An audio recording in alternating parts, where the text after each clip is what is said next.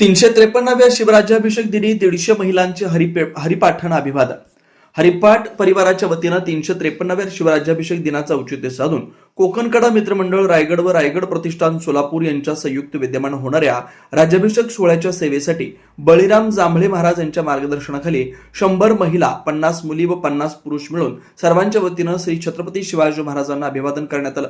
निसर्ग वाचवा, पाणी अडवा, पाणी जिरवा, पाणी कशा पद्धतीने जपून वापरलं पाहिजे याचा संदेश गायनाच्या माध्यमातून करण्यात आला.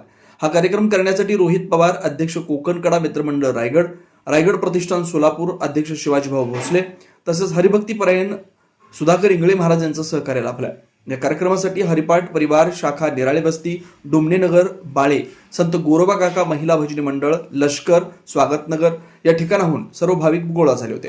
या कार्यक्रमामध्ये राजनंदिनी जांभळे, अंजली लोखंडे, तन्वी गोसावी, अश्विनी जांभळे, ललिता टाकळीकर, सुनीता गाढवे यांनी सुंदर गायन केलंय. राजवीर जांभळे, समर्थ कांबळे, श्रीपाद सोनके, अथर्व कोकरे यांनी सुंदर मृदंगाची साथ दिली.